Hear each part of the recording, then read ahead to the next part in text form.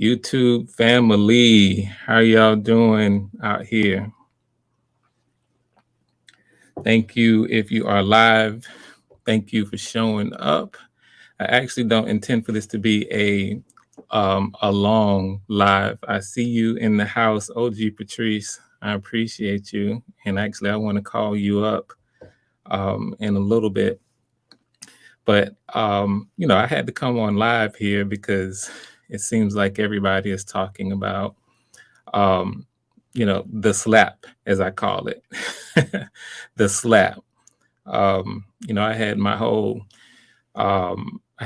day planned out what I was gonna do, and then out of nowhere, Will Smith pops in and decides to haul off and give it to our boy Chris Rock at the Oscars. And it's this to me. This is one of those things that has some real potential to influence the culture, and I'll explain why in a little bit. And so I wanted to jump in and kind of give my thoughts, put my thoughts out here as well. I just want to do it because I think that a lot of people are really saying some things, and depending on the kinds of voices that are out here, this really has the potential to kind of shape how people think about a lot of things. And so it's really, really, in my opinion, it's actually kind of a big deal. Normally we shouldn't be up here talking about stuff like this. In general, I kind of would say foolishness when kind of foolishness happens, because there's so much going on in the world that we should be talking about.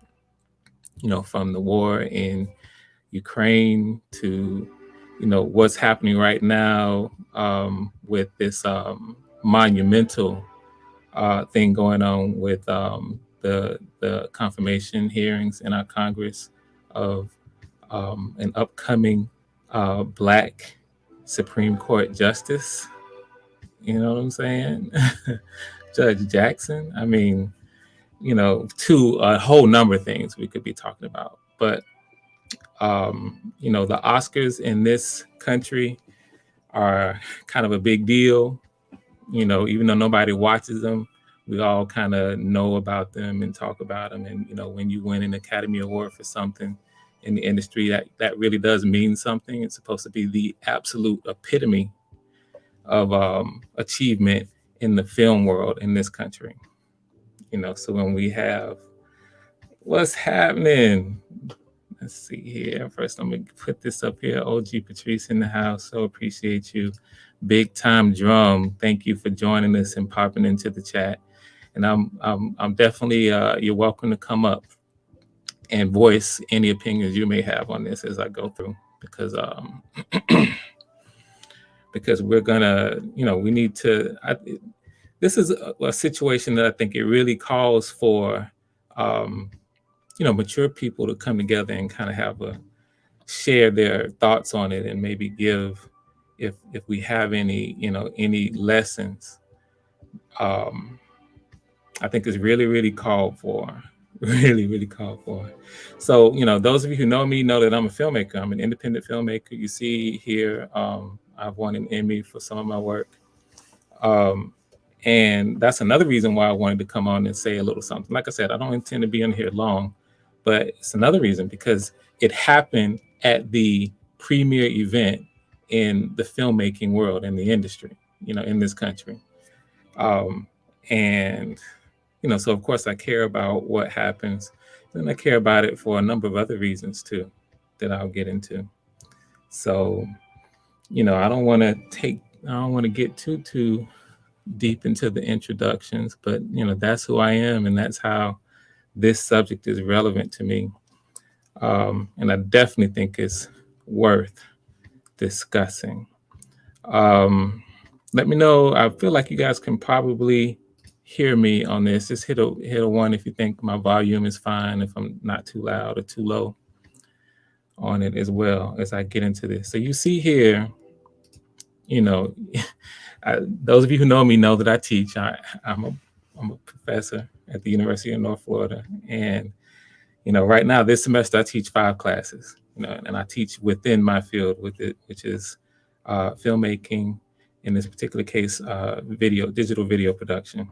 And so, as someone who is an instructor, and I'm also kind of nerdy. I'm definitely a nerd. I decided to put together a little short PowerPoint to go over this, to make sure, and I do that to make sure that I don't lose my place, because really I'm an introvert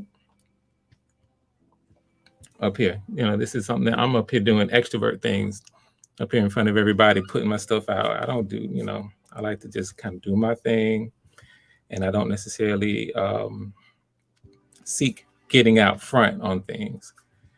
As a filmmaker, I like to produce. I like to be in the background. I like to facilitate. But here I am, nerdy introvert doing doing extrovert things. And so I put together a PowerPoint to kind of go over the way I kind of see this. And then I want to pull any of you up to talk about it as you kind of hear what I have to say. But at the least, this will be something that, we record, we put it out here for people to be able to maybe see even in the future.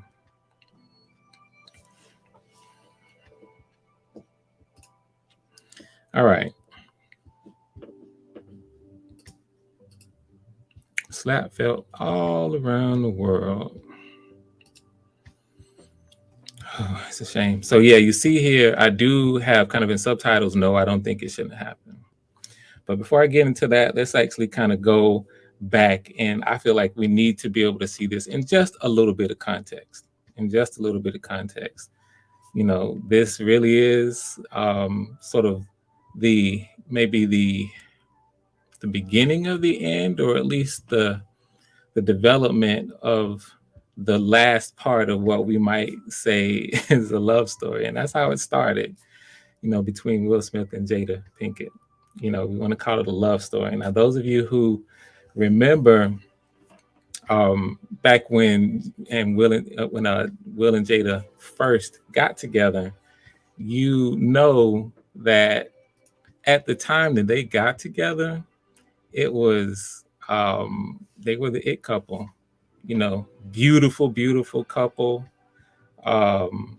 Both of Will Smith was entering into superstardom.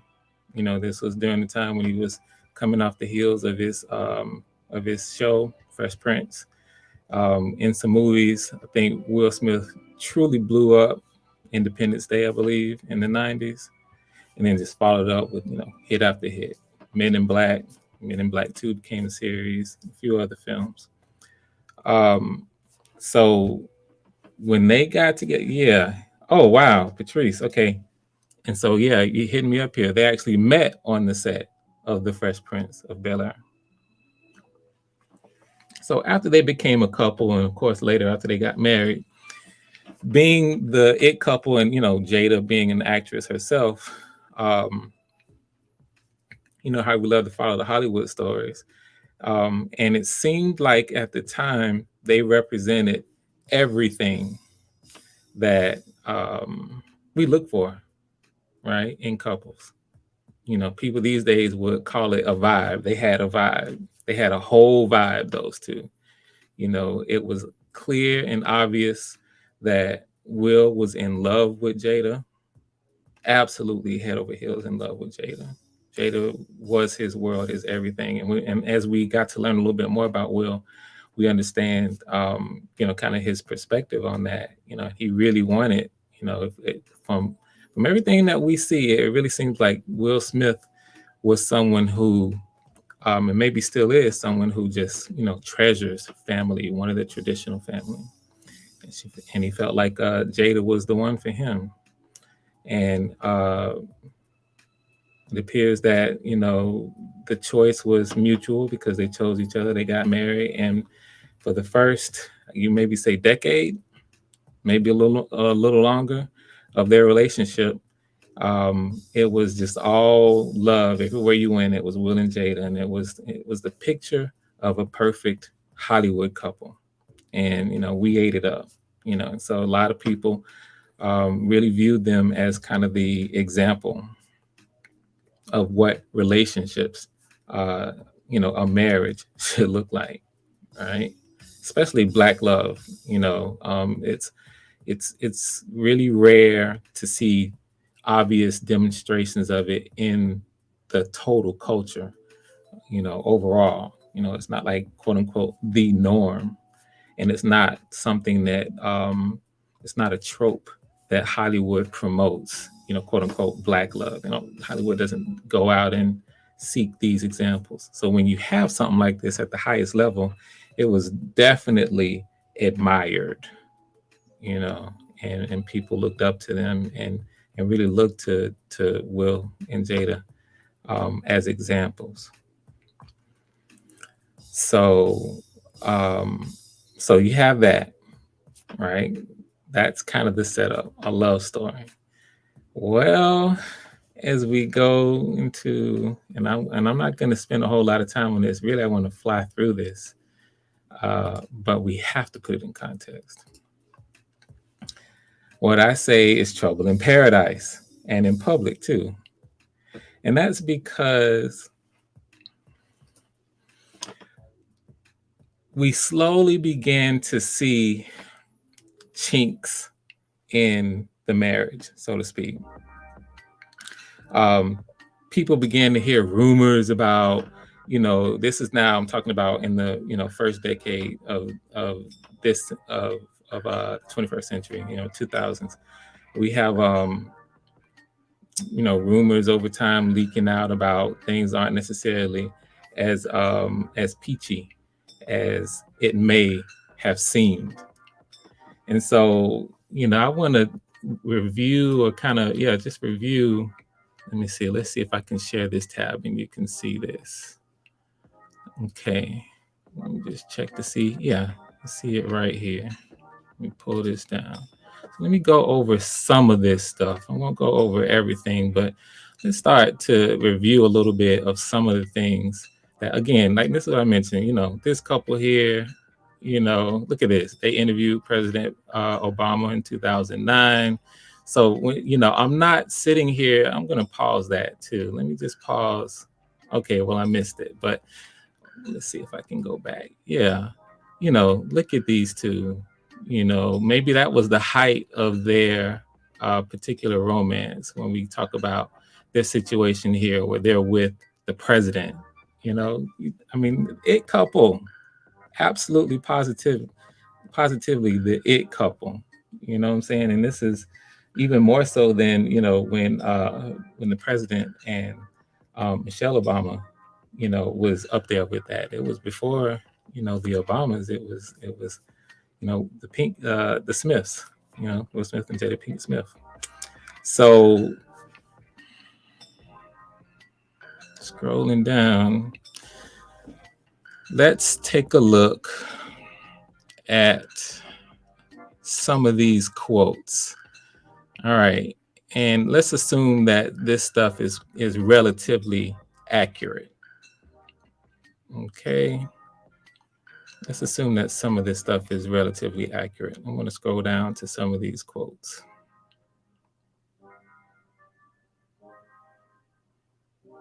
Because it goes back, I'm going to say, let me just maybe start here. August 2011. After a tabloid reported that the A-list couple were secretly separated after almost 14 years of marriage, this is in 2011, the pair told U.S. Weekly in a joint statement, although we are reluctant to respond to these types of press reports, the rumors circulating about our relationship are completely false. We're still together and our marriage is intact. So as early as now, 11 years ago, we began to see at least stuff like this coming out. Whether or not it was true, and this is based on, leading up to this time, rumors that was going on, we began to see that they actually had to come out and address rumors about whether or not they were still together. All right, so flying down a little bit.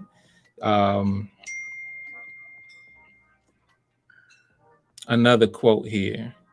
I think that people get that idea because Will and I are very relaxed. This is coming from Jada with one another. I've always told Will you can do whatever you want as long as you can look yourself in the mirror and be okay. This is after reports of an open marriage. Okay. And so you have to admit a statement like this will make you question that. You can do whatever you want as long as you can look at yourself in the mirror and be okay. That's, okay, it's like what's going on. So possibly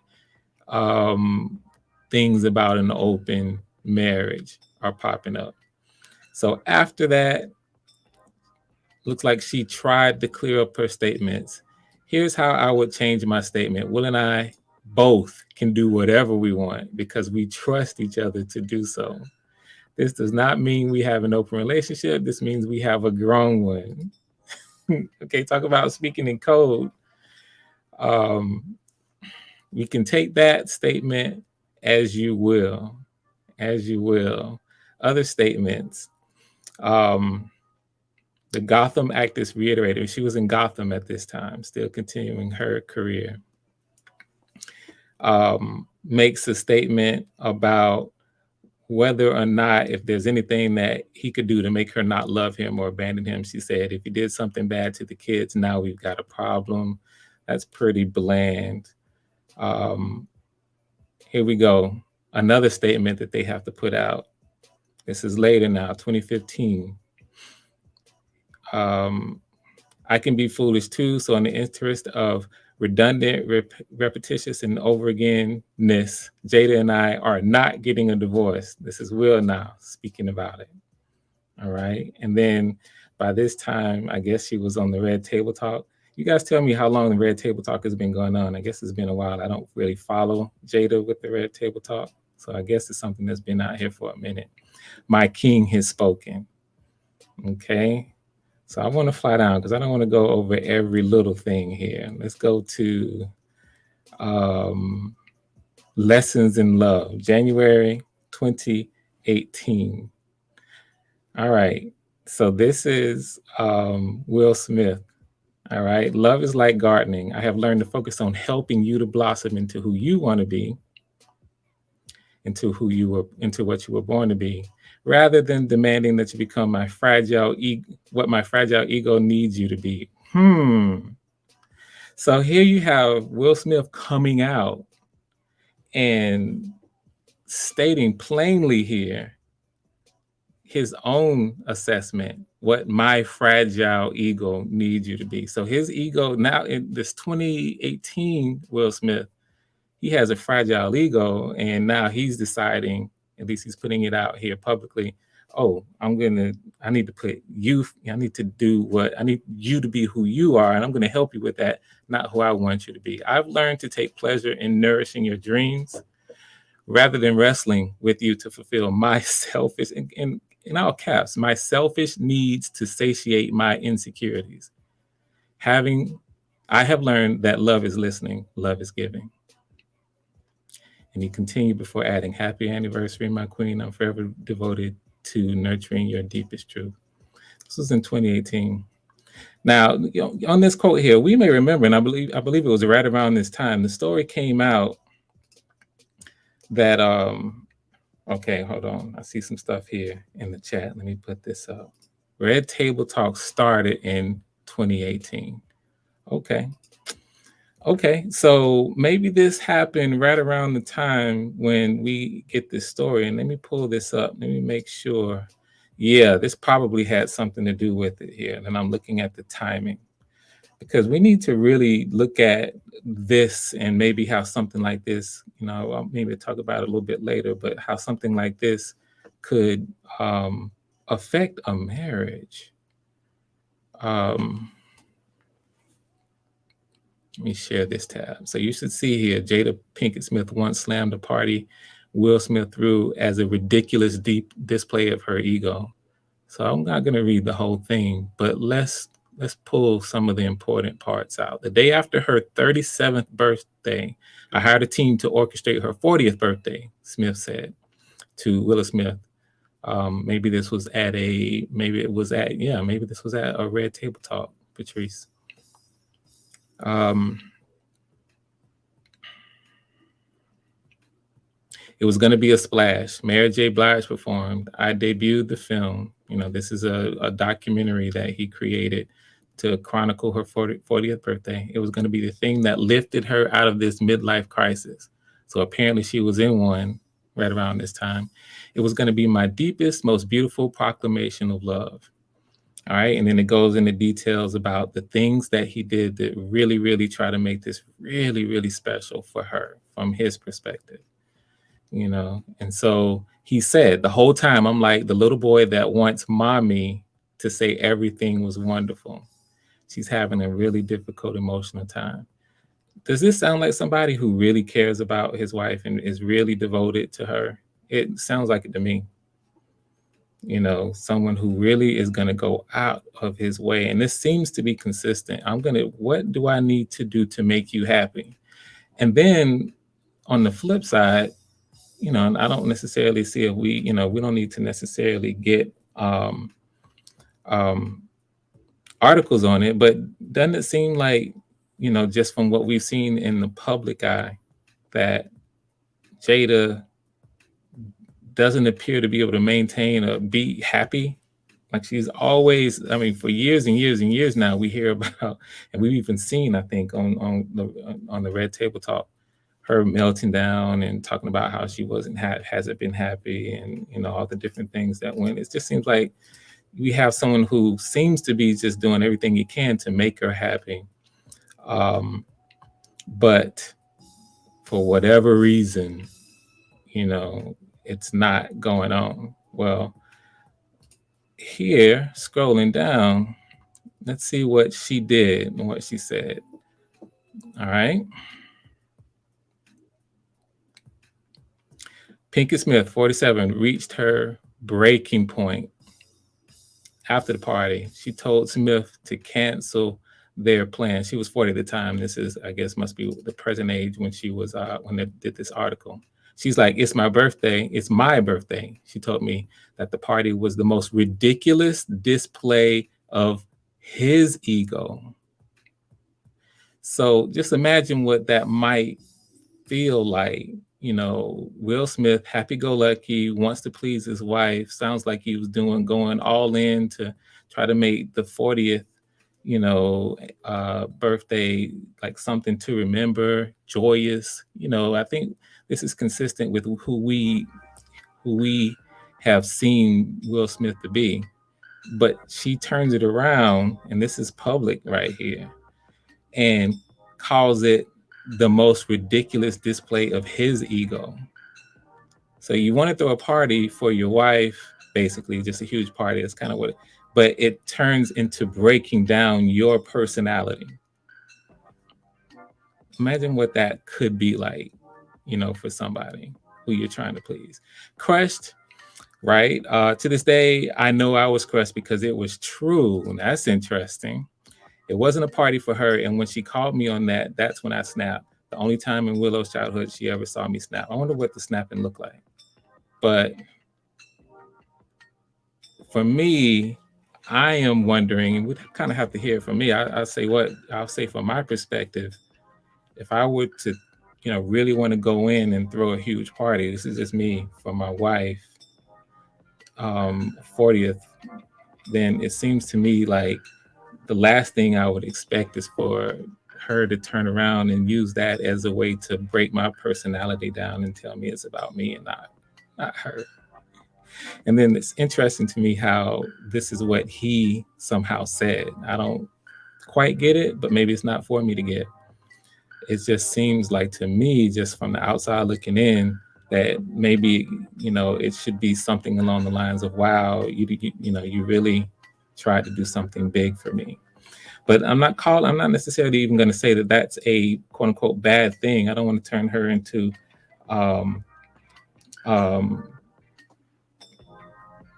just going through the chat real quick. Let me make sure here. Okay, so this is good to know right here. We're going to cover that. And maybe since you read it, I might look it up here. Wrote an apology to Chris. But it seems like this would be something that would be appreciated, right? As, hey, you want to do something. I don't necessarily see this. Now, I'm not calling her like a bad person, but from what I'm gathering about just who this person is, she seems to be a very intelligent, I'm talking about Jada Pinkett Smith, very intelligent, deep thinker. Okay, like, and from the little things I've seen, it's like she really, really goes in, and she just seems to, in general, think very deeply about a lot of things. And so maybe she has, from my perspective, there's some things I've heard, some of the things she said, and they don't necessarily come across as wise all the time. But I think there is some wisdom in maybe say a lot or much of the things that she says. And the point is, she's a really, really deep thinker, I think, and she considers things. And I think she probably has the ability to see into people. And, really, of the two, I'm going to say that probably she is the person who is the more intellectual, I guess you might say, or the deeper thinker, is what I would think. And it's not saying that Will is, maybe he is a lightweight, but I'm not going to call him an intellectual lightweight, but he just seems to have a different personality than that. And so maybe in some ways, Will Smith looks up to Jada because maybe intellectually she's capable of some things that he's just not. They're just different people. And maybe what she thinks about things and how she views things right from the beginning is something that he admires in her. So when you have someone who that's how you see it, that's how you see them, and maybe that's part of the reason why you love them. You admire the intellectual capacity, the ability to really look at things. um yeah, I will do that. I'm seeing here, can you look up the IG apology letter and read it? Yeah, because this all is breaking, right? So let's do all this while we're here. I will absolutely do that. And we go through this. Not only will do that, I'm gonna pull you guys up, but just back again, I'm doing a little bit of just lightweight psychoanalyzing this couple, and it really seems like of the two, maybe that's the reason why he is so devoted to her, and he really, really, really, really cares. People wonder about, well, why, she's doing this, because here lately she's been outing him in some really interesting ways, in terms of the marriage, and it doesn't seem like she's doing things that would be typical of someone who loves and respects somebody in the marriage. So maybe he's devoted to her despite all these things. Maybe in a lot of ways he feels like she's right. There definitely is a clear respect, it seems, for Jada from Will, but looking at the dynamic, I have to wonder what is the level of respect going the other way. All right, based on stuff like this, So that's the dynamic. And I don't want to beat a dead horse and go through everything, but I do want to. I'm going to go back to this. Kind of set up this whole situation that kind of brings us to where we are. We all know about all the things, we know all about the whole situation with August and entanglements and that whole nine. And so these things are public and these contribute to our perception. Trouble in paradise is what I called it. So now we have this point now where we come to the joke. All right, and hopefully it's gonna be interesting to see what I have to say if it lines up with this apology that he sent out, this public apology.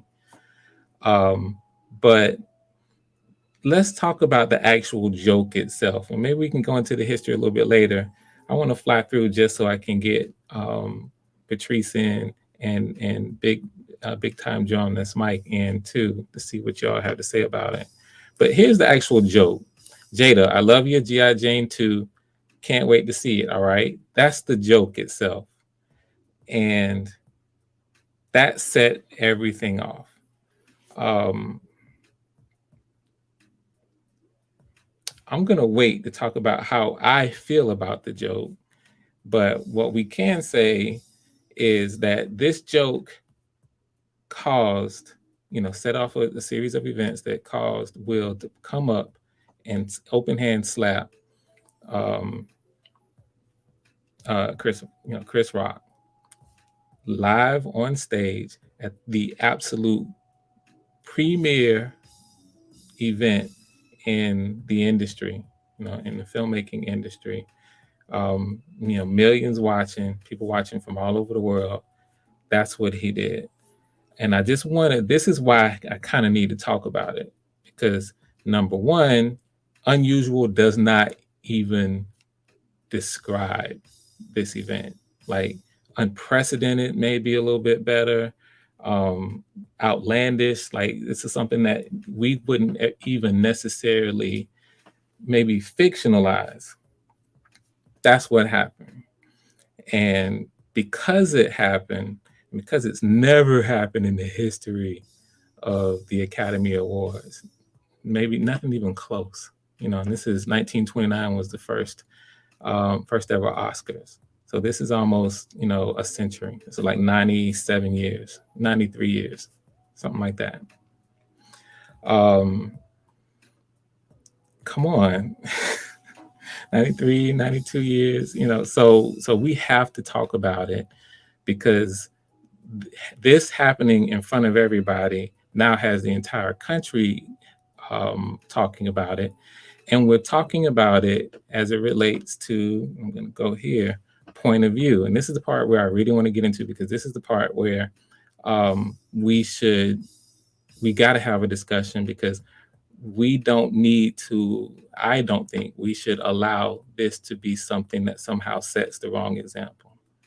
All right. But when it comes to point of view, that's what life is about. Life is about point of view. We each have our own, and we react to things based on our point of view.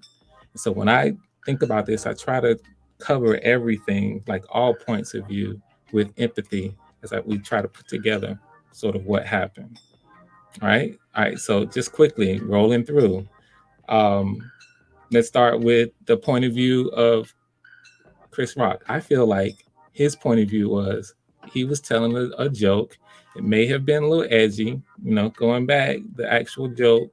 Jada, I love you. G.I. Jane too. Can't wait to see it. All right.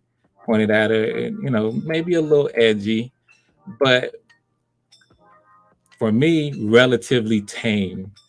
All right. And I feel like he probably felt like he was making a somewhat innocent joke. He probably knew it was edgy, but think about it. Well, I'm not going to get into it. I think his point of view was, hey, this is an edgy joke right here. We're having fun. Now, keep in mind, now he is employed by the Academy to do just what he's doing. All right. To tell these jokes. He was roasting, in to various degrees, different people in the audience. And that's what happens at every Academy Awards ceremony. That's what happens. All right. And it's designed that way. All right. It's in the interests of the Academy to promote and to put on an event where everybody's receiving awards, where the Academy pokes fun at itself. All right. It's in their event, because they don't want to come off overly pompous. And so you hire somebody, you have someone, the host or even presenters, come up to do just this type of thing. Let's cut you down to size a little bit, because you're in a room full of the privileged. These are quote unquote the elites in many ways, at least socially, right? Among the elites. So you don't want to have a whole bunch of people coming in, patting themselves on the back and patting each other on the back in an environment like this. And this is what we're going to put out into the world. No, you're going to have a host come in and let's cut you down to size a little bit, because we're just joking and everybody can take it. This isn't going to be anything that's harmful. So he's doing his job. So that's probably Chris Rock's point of view, right? What is Jada's point of view after hearing the joke? We saw it. She didn't appreciate the joke. She rolled her eyes, and that's what we all saw. And so she clearly wasn't happy with the joke for whatever reason. So for her, she was probably like, this right here is, I don't know if she thought this is over the line. I don't know, because we know she has the alopecia condition. Um, but she didn't appreciate the joke. So that's it for her. I didn't like it. Maybe you went too far. Was she offended? I don't know. What do you think? Maybe she was offended. Looking at her face, maybe she was offended. Was she hurt? She didn't have a hurt look on her face to me. Maybe it was she took offense. All right, so that's her point of view. Will's point of view, nuanced. It's nuanced because guess what? I believe Will, what we saw was Will laughing along, right? Laughing along at the beginning. So his boys up there. They go way back in the '90s too. Probably met on the set of The Fresh Prince of Bel Air 2, maybe, or somewhere around that line. So they go way back too. This is boy. He understands the reason why he's making the joke, and the joke itself. When you think about the joke itself, the joke by its nature wasn't offensive. Guys, how many people have seen the G.I. Jane movie? G.I. Jane was the protagonist in the story. All right. And it was a powerful character. The one of the themes of the film is that women can do these kinds of things. In terms of fighting in a war, being in the army, they can do it just like men can. That was one of the themes of the film. So G.I. Jane was a positive character who happened to have, and probably I'm sure it served the character, the shaved head. So, this joke, I feel like Will's point of view, I get it. And you know what? It's cool. Yeah, it's kind of funny. Yeah, G.I. Jane. Yeah, she's got the low haircut. That was his first reaction. We know that changed because he went from laughing, cut away. We don't quite see what happened. We can assume that, from the stuff I've seen, we can assume that he looked at Jada and realized she didn't appreciate the joke. Maybe she was offended. Everything snapped. Everything changed quick. He walks up on stage, and then we know what he did. All right. So it went from probably being cool with it, or at least understanding what the deal is with the joke. It went from that to protecting my wife. Okay. You have now attacked my wife. I am going to step up, and this is me protecting my wife now. So this is what I'm going to do. You've attacked. I need to go in protector mode. That's his point of view at that time. Now, apparently he's apologized. Let's see. I'm going to read that. I'm going to see if I can find it. If you can, maybe drop a link in the chat if you have the Instagram. That way I don't have to look it up, and I'll just copy it and go straight to it. If you can find that. All right, that would help me. But that was his point of view at the time. All right. So what's the point of view of the next, layer? That's the audience. People in the room and the people watching. Shock. Is this really happening? Right? Just initially shock. What in the heck is going on? Then as people took the time to digest it, now we have points of view that basically evolve out of our experiences. Oh, you can't drop links. Got it. Okay. Appreciate that. Yeah. Oh man. Okay. So I'll look it up in a minute. So then maybe we can talk about, say, a collective point of view, say from the ladies, which I can understand, is a point of view from maybe the typical woman is one of appreciation for Will, right? Because from their perspective, he has just stepped up to, kind of nobly defend the honor of his wife. And that's something that's noble, right? In private chat. Okay, so let me, in private chat you can. So let me do this. Let me go ahead and share the link. I'm going to share this link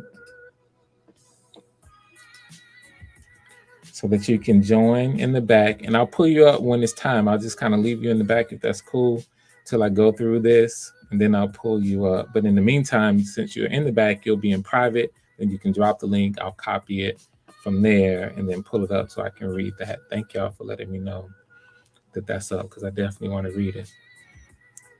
So I can understand that point of view, right? Even if it's not from a woman, but especially if it's from a woman, this whole idea of you are defending, you stepped up, so they like, yeah. And especially say black women, because I was around, throughout the day, um, popping in as I could on different people's lives because people are talking about it. I was on the live of one woman, gorgeous woman, who had a perspective um, that I felt like was kind of in line with this notion of, hey, he needed to do that because he's defending his wife. And so, especially with black women, I can see that being something because, as a people, we are marginalized still in the country. And especially for black women in the situation that we're in, having a mate who you are married to who then steps up, like that's part of the expectation, especially. And when you're a black woman, when so many of us both, we both sexes are single, you're a black woman, you have a man who is going to step up and protect you. That's part of the role, right? So I'm going to say all women probably feel this way, but especially black women, because black women are marginalized in this country, even more so. So you really want somebody, if you feel like that's his role, to step up and protect. So you're gonna hold on to that. Getty, what's happening? Glad you're here. Glad you joined in. You see, I'm kind of going into this as well, and so I definitely want to hear if you have an opinion on this as well, as I go through this. So I'm currently talking about the points of view that all of the different kind of stakeholders, I guess you could say, might have. So from the women's side, I can see absolutely them saying, applause, you did what you were supposed to. Chris Watt came in, he said something that was, out of line. Get up there. I'm gonna look at you and get up there. You better do something. All right. So that's probably a lot of women's point of view, and a lot of people too. You don't have to be a woman to have that point of view. But then you have the other point of view, probably that some men, I don't know if all men have it, of he crossed the line, in a lot of different ways. You're gonna walk up and physically, assault somebody. You're gonna actually attack somebody for a joke. And the thing about it is that, Will Smith understands the environment. He's been in it forever. He knows what happens at these events. He absolutely knows that, sometimes it's going to be edgy jokes that, can come across. And so from, at least from my perspective, I'm one of these people that feels like, yeah, you don't handle it that way. I saw a couple on some streams, people were bringing up, well, what you going to do? If you're going to actually do something like slap them, then you might as well just go ahead and go all the way with it or don't say anything.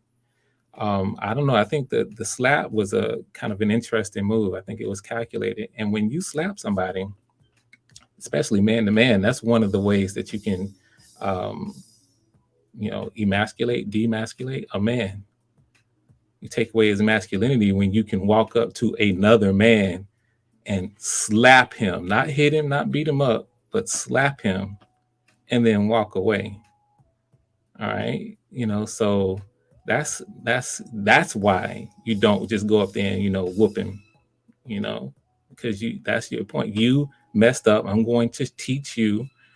And now it's the physical masculinity going on. You're not going to do this while I'm here. And what are you going to do about it? Pop, wham, open hand slap. There's a few ways that men can do that kind of thing to each other that really is almost worse than taking a beat down, right? Slapping, open hand slapping, man to man, that might be one as well. You have the apology, you can read it. Okay, cool. Then when I bring you up, I'll do that. Thanks, Patrice. So Patrice is going to actually read the apology letter at the tail end of what I'm saying, and then we can take the conversation from there. Good stuff. So that's one way, that's how you maybe he felt disrespected. I am going to disrespect you. You disrespect my wife. I am going to disrespect you because I can. Open hand slap, pop. Another, think about the ways that you can disrespect people. Slapping is one like that, man to man. Spitting on somebody will be another. There are a few ways. Maybe in the chat you can think of some ways that people can disrespect each other. Because I think that was his intention, not to whoop him, not to beat him up, but to disrespect him in return for his perceived disrespect of Jada. of Jada. So that might be men's perspective. He took it too far. If you're going to be a man about it, and let's say you're going to step up in this way, you felt like the person do in this environment, maybe what you do is you give him that serious stare. When he says the joke, instead of laughing and finding it funny at the beginning, if you personally feel like that was over the line, you just look at him, and then maybe you handle that behind the scenes. You pull him after the show or during a break or something, tap him and say, listen, that was over the line. And maybe you do that in front of Jada so Jada can see that you're handling the situation that way. But y'all have a conversation about it man to man, especially in this environment, a public environment, where it's during a show that is being broadcast live all over the world. All right. And then maybe at that point, if there's some sort of conflict, then you handle it man to man like that.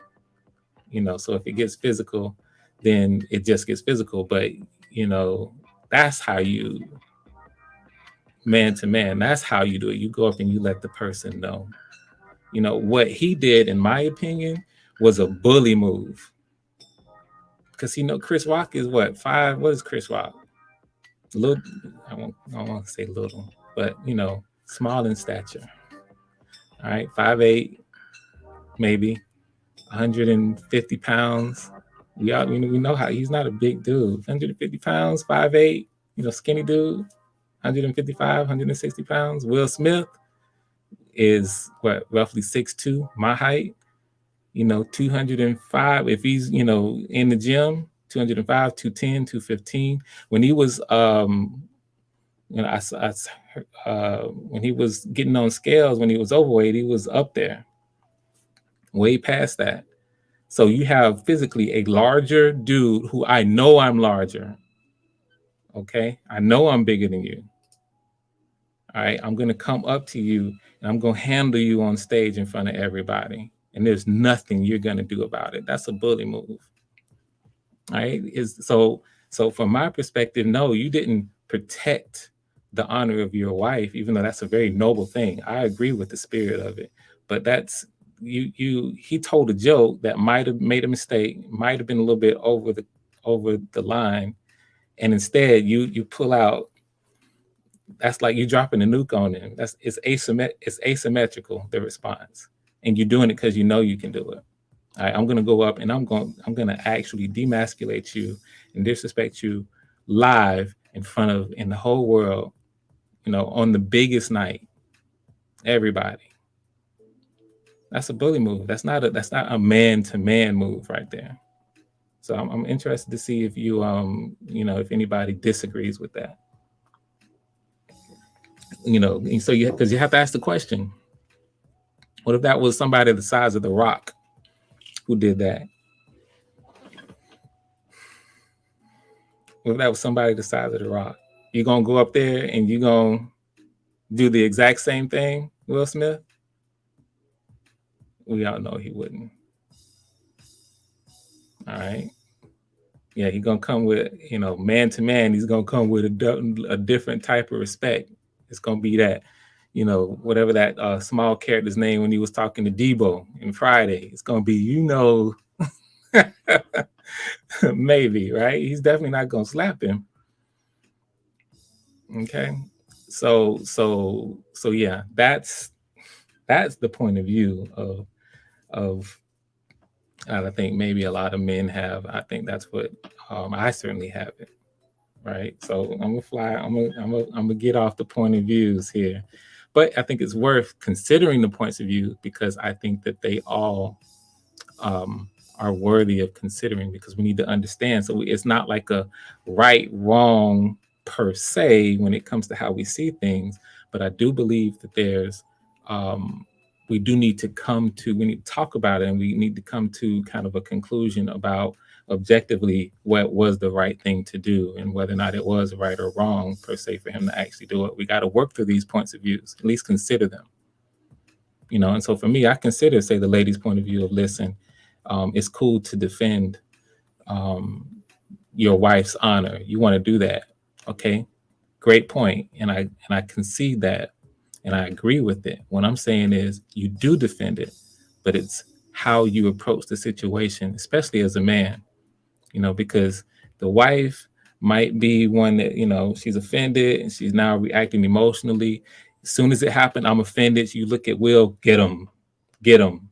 Why aren't you doing nothing? You're my husband. You looking at, are you going to do something? You looking at, and you have to turn to your wife if they're boosting that up. Whatever. I mean, you have to be the husband. I'm a Christian. I believe in Christian marriage, and in Christian marriage, the husband is the head of the household.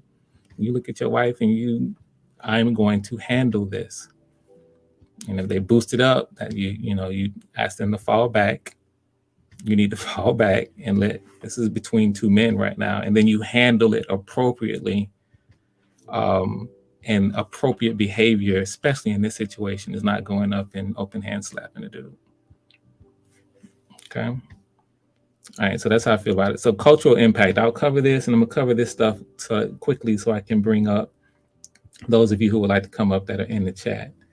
I believe this has cultural impact, whether we like it or not, because we have this kind of conversation going on. People are coming to conclusions. People are making judgments now about should he or should he not have done this. He was right to do this, or he was wrong to do this. And the entire culture is talking about it. So you have to ask these kinds of questions. I wrote some stuff down here. We have to ask ourselves, not even on that level, on that question, but broader cultural questions like, what's too far for comedians now? Especially in this situation, do we now have to reevaluate, whether or not it's relevant that Chris Rock knew she was struggling with alopecia or not? Whether or not he should be making off-color or edgy jokes at all. And then, okay, now is it culturally acceptable if you don't like somebody's joke? Do we now at comedy clubs get to just go up there and haul off and slap people? We just saw Will Smith do it, and Will Smith didn't.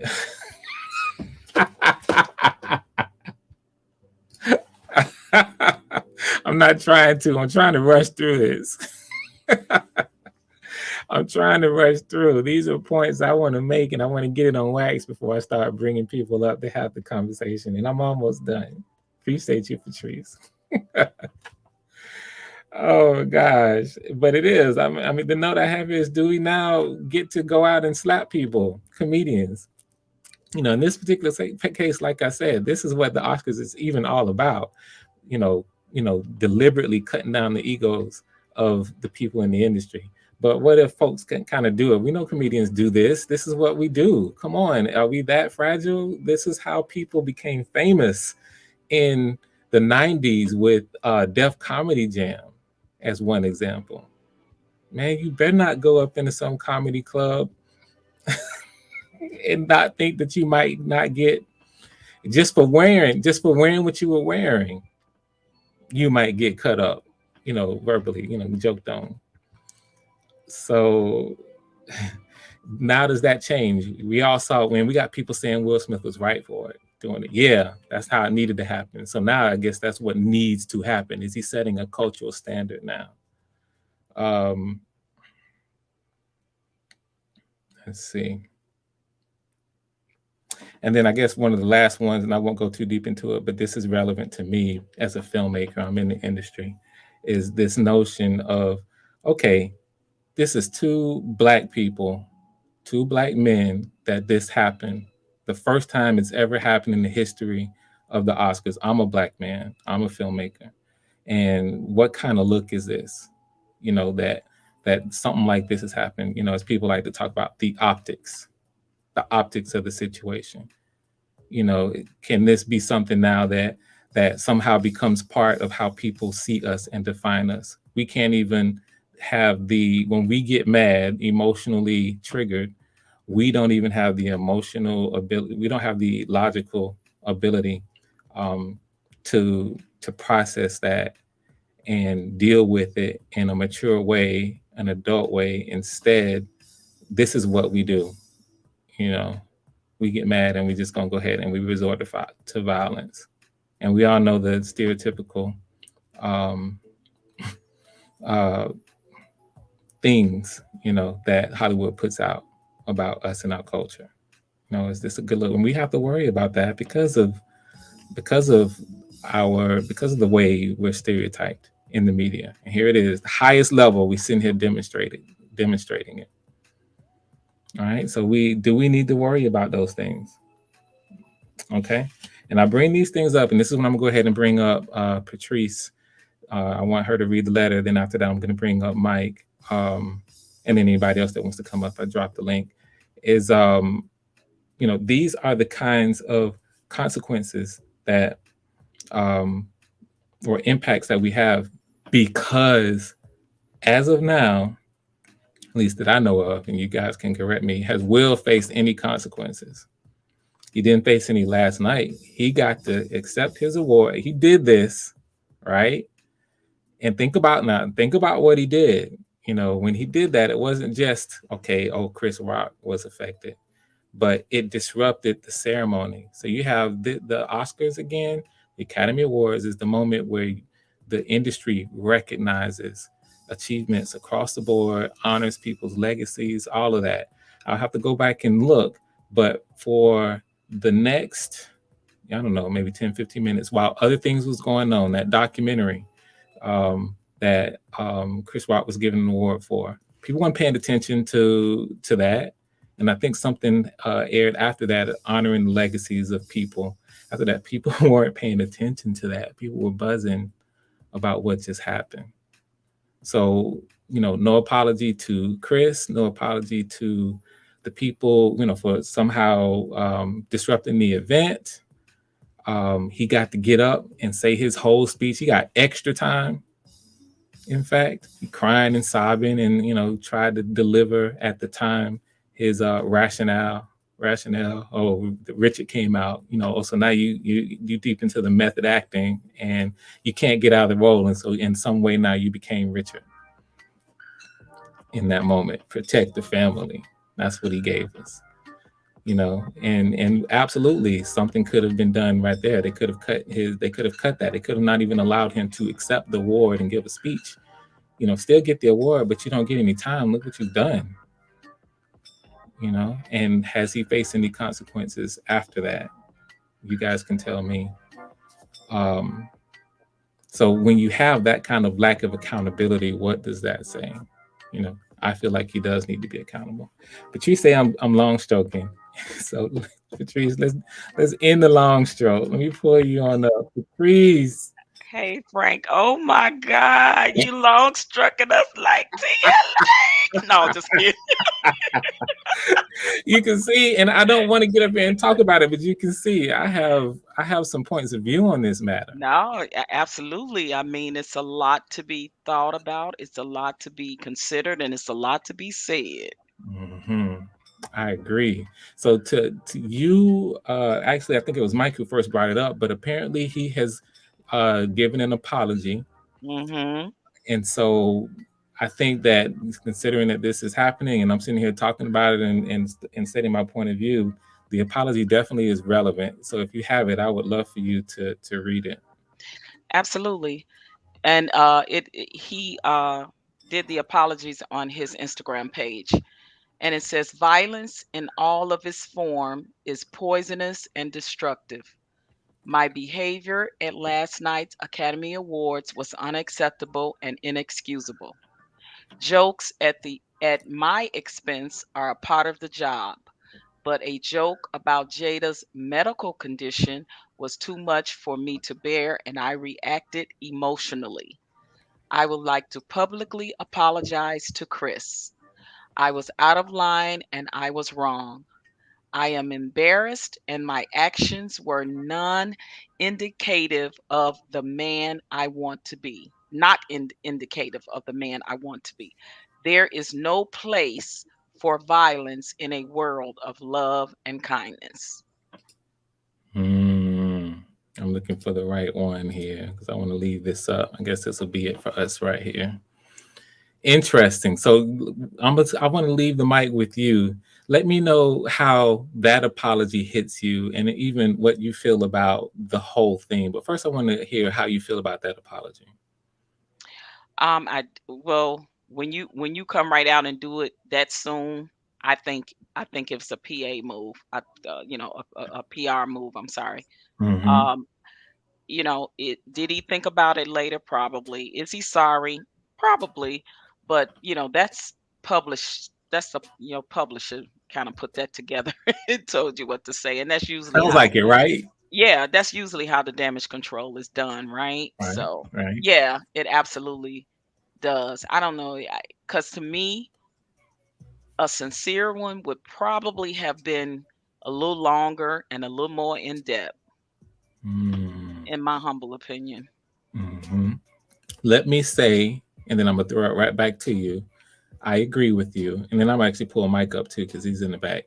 I'm going to say I agree with you, and I'm just simply going to add, yeah, it definitely sounds like it's too like let's say the apology is genuine. Let's say that it is. Let's say he really feels that way. He's Okay. still kind of talking out both sides of his mouth because on one side he's not just coming. On one side he's saying I was wrong, and on the other side he's like I was, defending my wife. So you're still asking for a. It's like I apologize, but I don't want Yeah. you to understand where I'm coming from. Hmm. I feel like that's two sided. Right. And honestly, to me, the joke wasn't about her medical condition.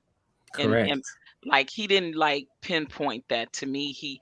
It was a generalization of how she looked overall. She had the green on, and her head is shaven, and she's a woman that played in action movie like The Matrix. I think he kind of went there with it. That's the angle and thing that I felt, and the empowerment to me behind the statement of like you could be the next black GI Jane. Like, how Hmm. cool would that be? Like, let's look for part two. Woo. And Hmm. to me, it was not an insulting joke. Like, I know insulting jokes. And Yes. to me, that it just didn't hit me that way. You know what? I agree with you. And this is how I like to kind of put it. Like from my perspective, like when it comes to offending people, right? I think there's a couple levels. You can offend somebody because you intend to offend them. It's your intent. I'm going to say I'm about to offend you and it's on purpose. And then there's Hmm. you can offend people without intending to, right? You can absolutely do that. That's and looking at the joke, looking at his spirit, looking at everything, how he handled it, I feel like that was a joke that might be a little edgy, and we can go into it if we need to. But Hmm. I don't think that that joke was said with the intent to offend her. And in fact, as I mentioned earlier in the stream, it's like you're interpreting it. I need to be looking. It's like for me, you're being very um, defensive and about the fact that you have alopecia and that you've been doing it because when you think about it that's the only thing that's in common was the short haircut.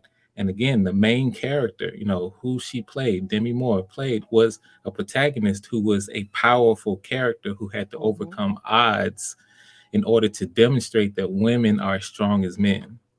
Yep. See what I'm saying? So that's a good thing. Why would you Exactly. take the hair thing and say, Yeah. "Oh, don't even mention my hair." You see what I'm saying? Why would you Hmm. take it that way? It wasn't, and I get it. I can see how, but it's, that's being alone. That's being real touchy about it, in And my it's kind opinion. Yeah, it's kind of in the mind of somebody like Chris Rock. You got to really think about it. And, and I had mentioned earlier that, my niece was there because she's a seat filler. So she kind of called me and like gave me the gist of like what she saw as much as what she saw.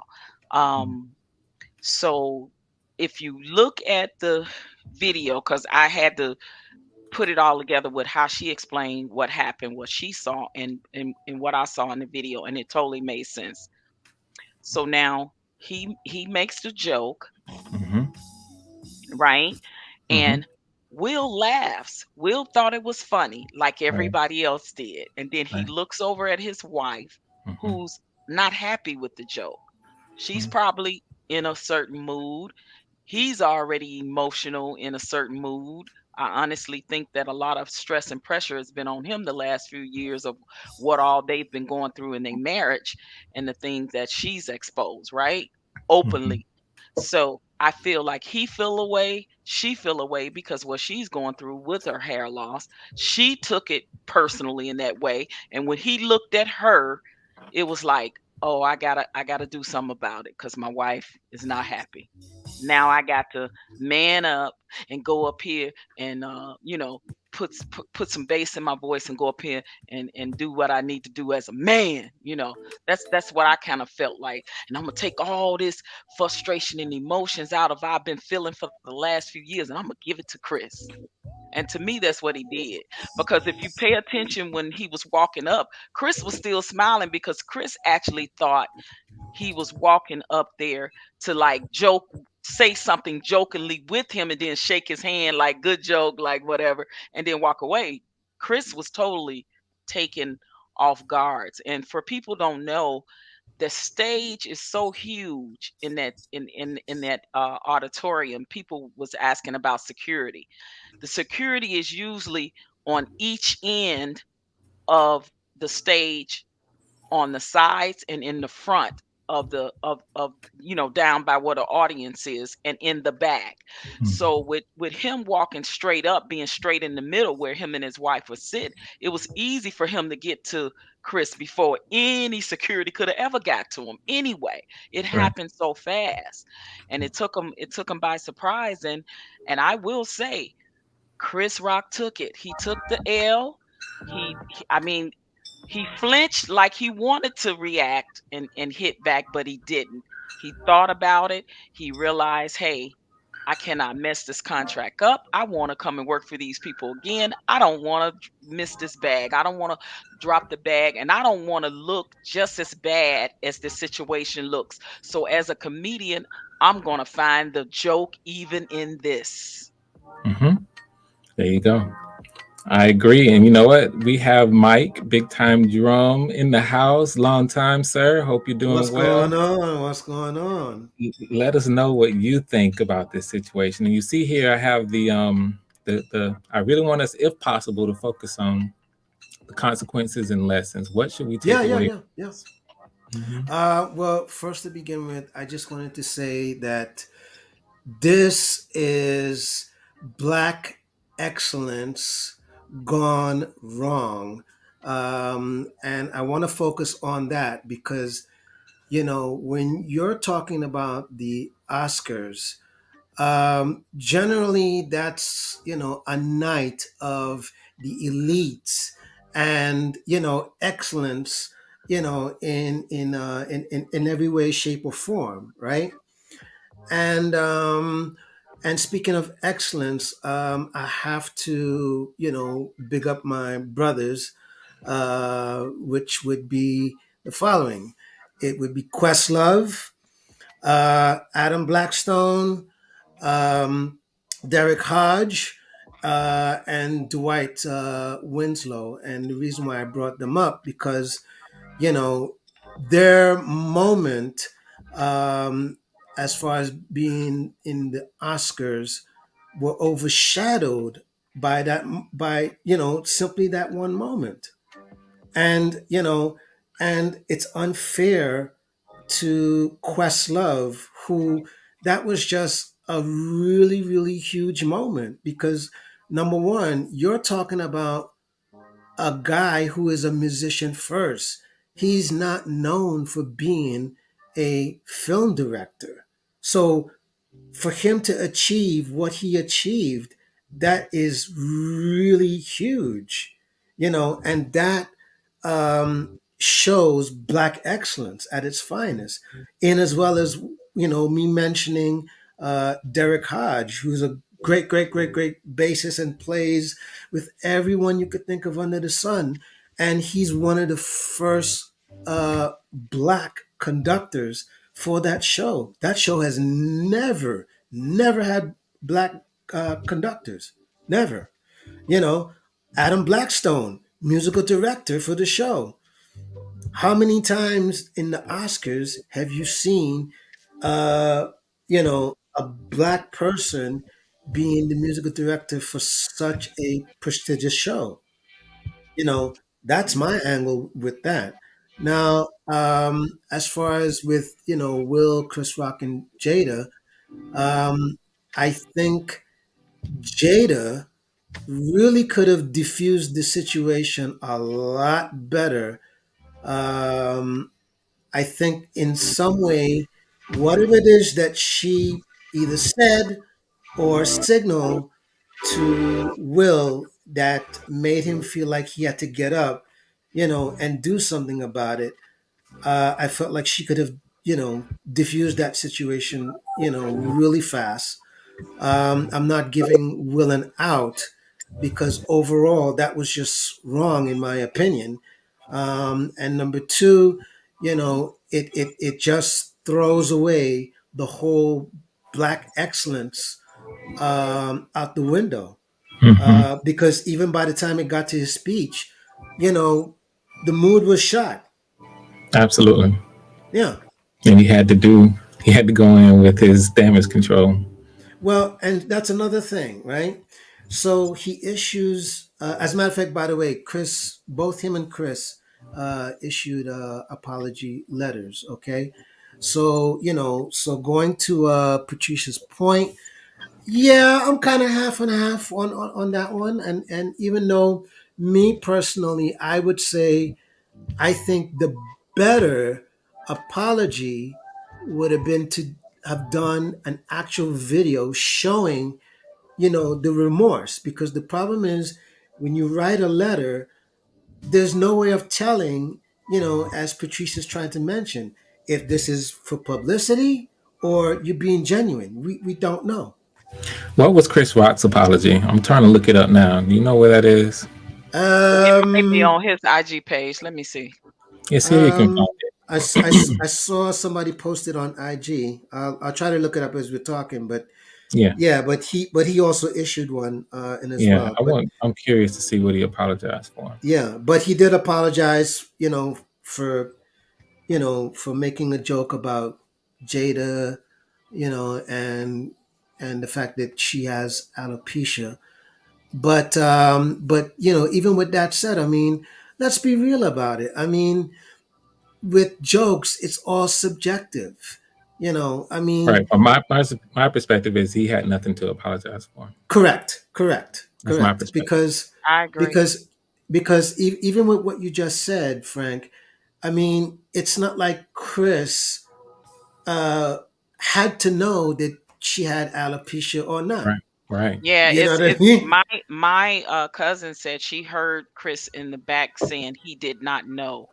And actually, I didn't read all of Will's apology. It seems like there's another part to it. I only read one page. So the other one says, Yes, 2 pages. yeah, he said, I would also like to apologize to the Academy, the producers of the show, all the attendees, and everyone watching around the world. I would like to apologize to the Williams family and my King Richard family. I deeply regret that my behavior has sustained what has been an otherwise gorgeous journey for all of us. I am a work in progress. Sincerely, Will. So that was the second part. Yeah, the publicists got it covered. They had to cover all the They had bases. to cover all bases. Absolutely. Correct, correct, correct. So we Yeah. have a new person on the panel, and I always want to get the new voices in as soon as possible. That's Wealth Engineering. JC, welcome. Thank you for popping up. You had a question. I don't know if you wanted to talk about that or something else, but your earlier question was, what are your thoughts on what Denzel told him, devil comes for you when you are at the top? You can maybe speak on that or anything else, JC. Yeah, well, if you guys want, let's we can tackle this question now, and then I have some consequences and lessons as well to share on this Beautiful. topic. But I'm very curious actually on what you guys thought of this because I have my own perspective on it, but I'm curious to hear yours. I'm gonna Yeah, do it I'll quick, just and I'll be quick. I'll surely say. I'm sorry. Go ahead, Let me Jose. start with it real quick. So I want to give you guys as much room as possible. For me here, I think it's appropriate. What he said. I could add some things to this statement, but the bottom line here was the spirit that Denzel was coming in was one where this is the elder. Denzel is the OG, right? So he's coming in and he's trying to basically remind Will and ask him to be mindful here that there sometimes the devil, or you can be kind of, you're setting yourself up if you don't protect yourself at these times of great accomplishments, great heights. This is when you can fall, and you can fall the hardest. For me, I agree with the sentiment, and I appreciate Denzel for coming in and trying to be the voice of reason. Oh, I'm sorry. Yeah, you know what? I misread what you said because I thought you was saying it like he was saying it to about Chris, and I was like, no, I disagree with that. But I think yeah, now that I'm reading it right, I think he meaning in general, just in the situation, don't let the devil win. So, Right. in that case, then yeah, I got that. I think if that's what he meant, which is knowing Denzel, he probably meant it that way. Hmm. Then yeah, I would say it's nothing wrong what he's saying. He's basically saying, hey, you at the top, you one of the fifth, you are the fifth black man that has won this prestigious award. Don't let the devil win. So yeah, Hmm. I could see that. Change your Mike. mind. Mm-hmm. That's what's up. What you think, Mike? Yeah, I agree. You know, the whole idea here is when you're at the top of your game, um, you need to stay in your lane at that time and at that moment, because if you fall into the traps of, quote unquote, the devil, um, then you can fall a lot quicker and a lot, it's one of those things. When you fall, there's no coming back. And unfortunately, for this incident, this definitely was, again, black excellence really, really gone wrong. And unfortunately, it has gone wrong on a stage where it's predominantly the white elite. And when you, as a black person, go on that type of stage and do something like this, it's really, really a bad look. And it only adds to the very narrative that we as black people are trying to erase. So, you're only pushing us back another step, rather than one step forward. So if we're trying to go one step forward, um, the thing to do was to not even get up on the stage. As a matter of fact, he was probably better off, slapping Chris backstage, and be done with it. Right. If he was gonna Rather do than it. to, right, rather than to do it publicly. Now, Yeah. I'm not advocating to slap Chris, Right. but I'm just saying, like you were talking about the optics of it. In other words, how is this going to affect the long term, not the short term? Hmm. You see? Hmm. I'm gonna take a note on that. Well, Mm-hmm. I agree with you 100%. JC, what would you like to add to that, and then you can pivot into the other things you wanted to Oh yeah, discuss. absolutely. I agree with a lot of what you guys are saying. I don't think though he understood what Denzel meant though, because Mm, when he went on the stage and he was talking about it, the way he phrased it was more like Chris is the devil. See, You see, that's what. That's exactly why I said what I said at first when you said that. So But I'm confused. no, no, but Denzel meant exactly what you guys said. That's what Okay, Right. Denzel okay. meant. Yeah, cuz I know when I heard it from out of Will's mouth, I was like, "Oh, he E- wrong like for e- calling Chris the devil."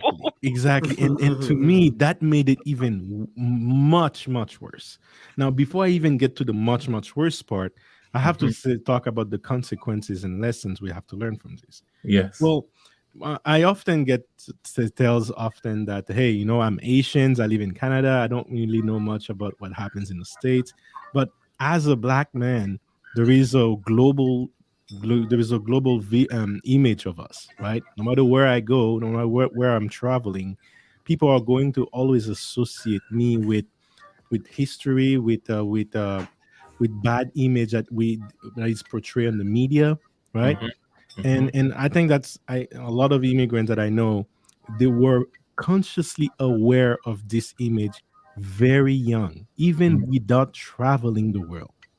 So our parents, what they're trying to do, especially my parents and everyone I know at school, we really work on fixing that image, to work ourselves with education to get as high as we can on the upper echelon of society, so that we can indeed change that image of us.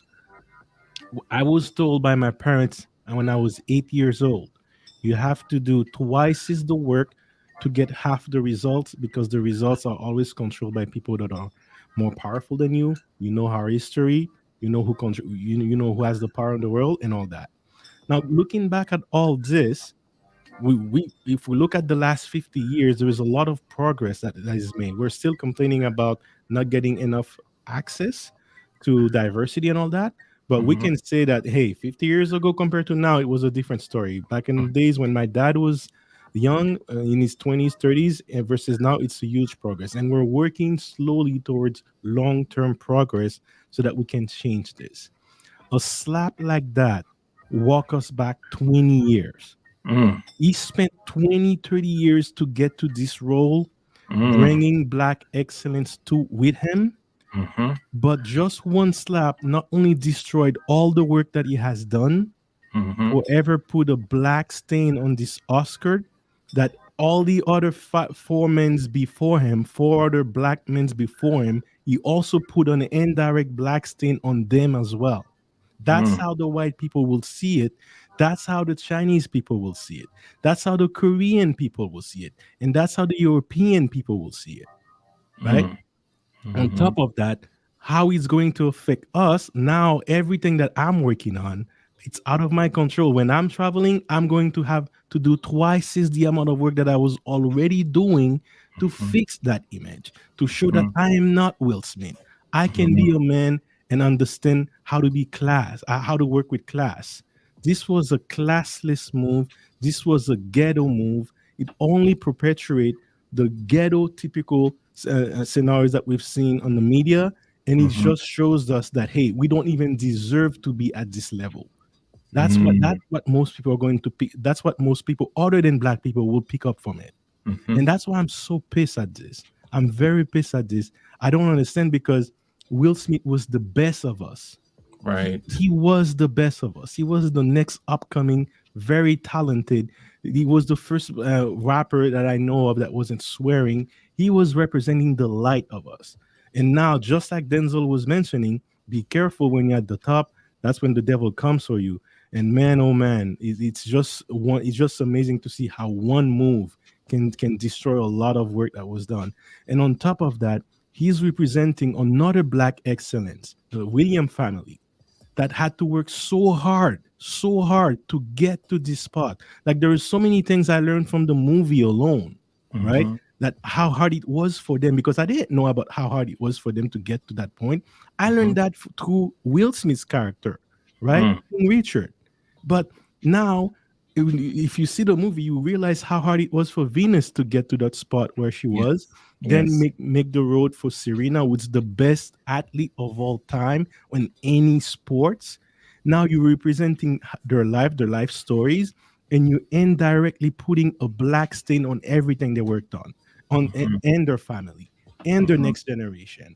It's just bad all across the world, and it just shows like the pure selfishness of this move, right? Because the only thing he was thinking about was his ego, what he's like, how he's going to portray it. I need to be sure that I need to defend my wife's honor so that my wife doesn't cheat on me again, and I don't have to be on another entanglement situation. But on by thinking only about him and his ego, we brought all of us down with him, and it just, we're gonna have to work so much harder to fix this, and it's just not going to go away. Now the next six black men that's going to win the Oscar is going to have to work 3 times harder. And every now imagine this, imagine someone like Leonardo DiCaprio, how long it took him. He's a white man. Is the white version of Will Smith. Is the white excellence. And even him had to wait years before he get his Oscar. Now imagine that what the amount of work they're gonna make us to do to get the six men there.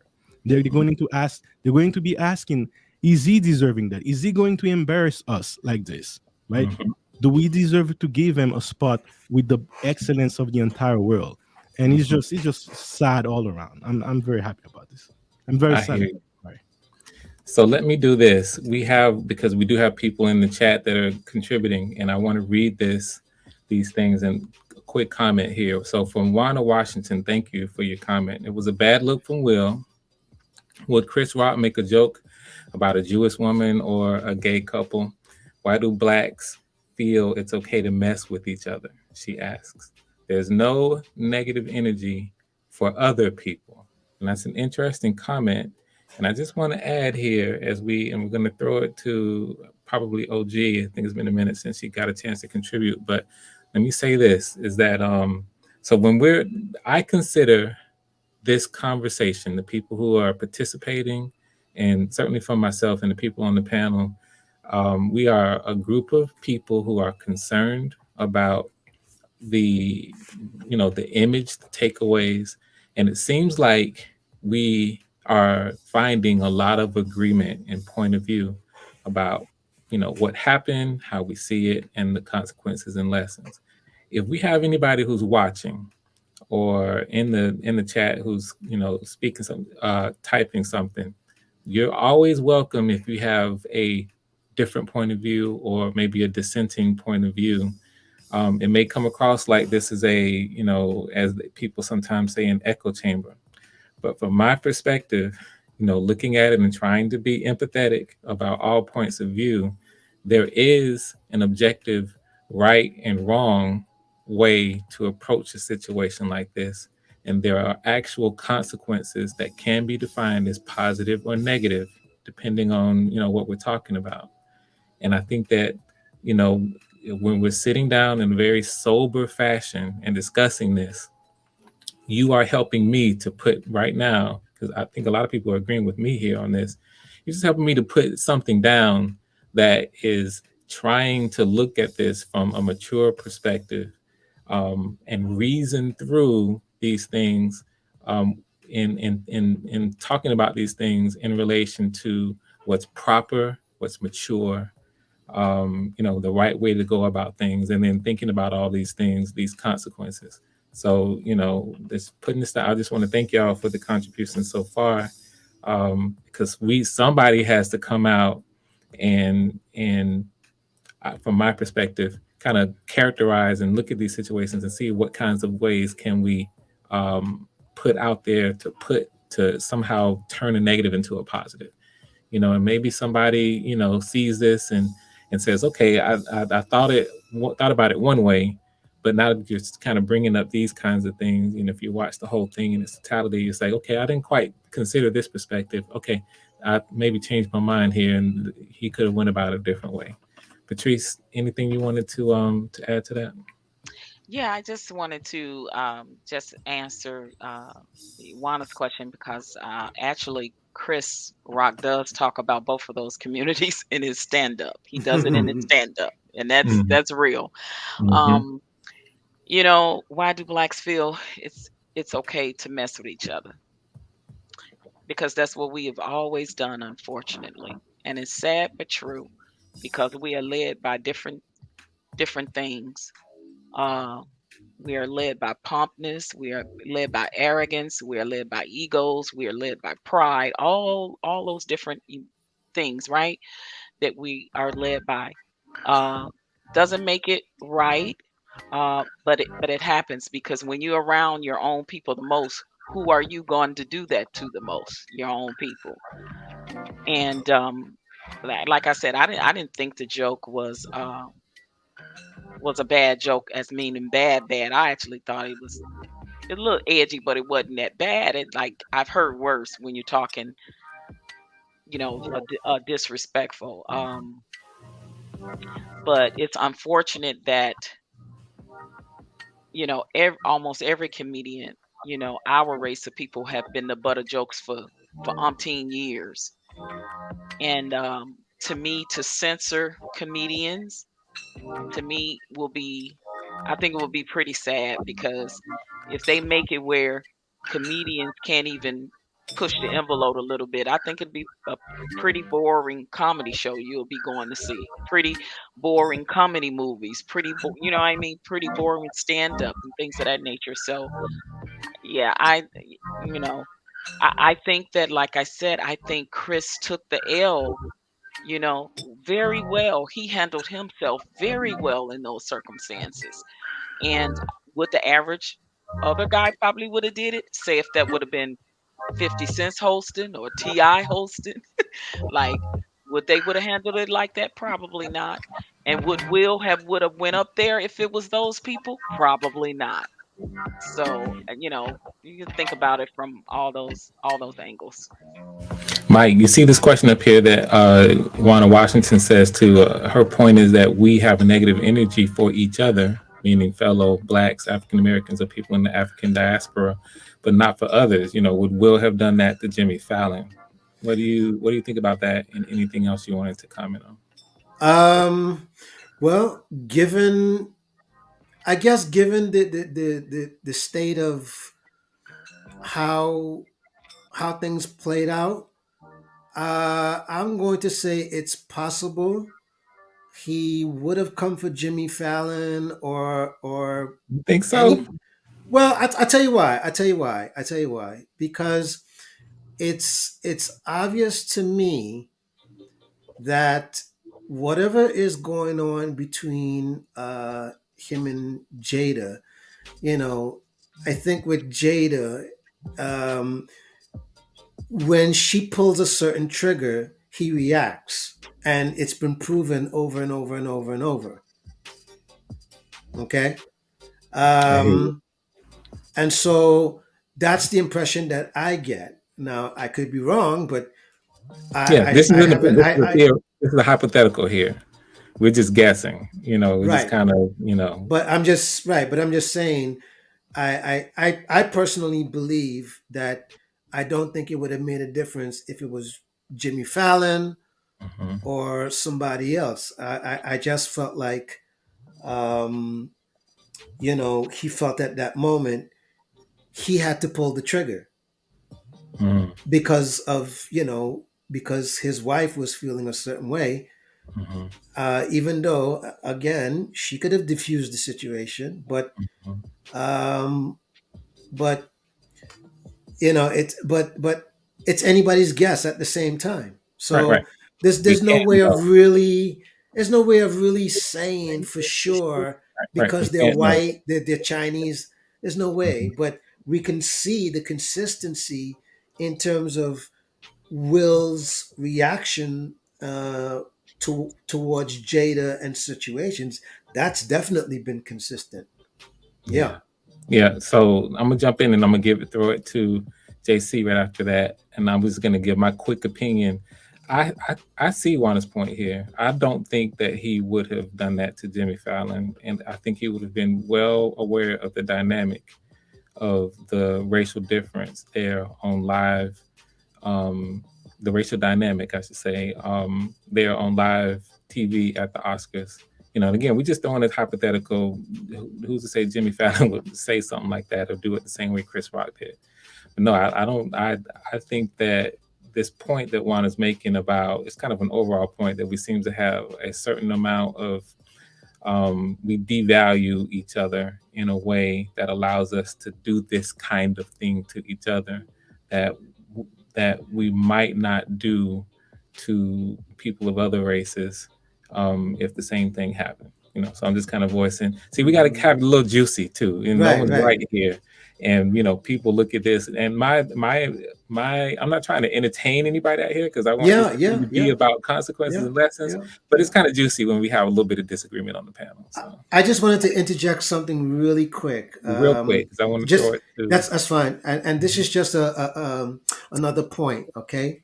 Mhm. My only thing with Will in terms of what he did, and this is a rhetorical question: why didn't he have the same energy for the rest of the comedians who all made jokes, all came for him, you know, in as well as why didn't you have the same energy for August? Just a rhetorical question. Got it. All right, got it. Noted. JC, how you want to jump in? Yeah, well, me, I argue that he wouldn't do it if it was like someone like a Mike Tyson hosting the Ha. hosting the Oscar. So I don't think he would do it. I think, I don't think he would do it if it was Jimmy Fallon either. Not because of who Jimmy Fallon is, but what Jimmy Fallon represents, right? In a way, Jimmy Fallon also is the doorkeeper of the media and Hollywood in a way. And attacking him is directly attacking your bread and butter, where you actually make your wealth and your money. Like, you wouldn't get any opportunity there. So you wouldn't. I don't think he's that stupid to go there. But it's just a matter of the fact that we even like thinking about this is, to me, that's where the problem is. It's like the fact that we're considering, what if he did this, what if he is not, like, we shouldn't be here at a point in 2022. And it just shows that now we have to worry about the upbringing of someone, righteousness, and the worrying that, hey, these people are going to, we're kind of like idolize them, and then they're and we're kind of like seeing them as a symbol, but maybe they don't deserve that yet. Maybe we need a lot of vettings to before we get to give that status. But I don't think, to answer the question very quickly, I don't think you would have done that. But in terms of lessons too, I think Mhm. this gives the open to say, hey, as a man, regardless of your color, you need to be careful on who you choose to stay with, who you choose to marry, Mhm.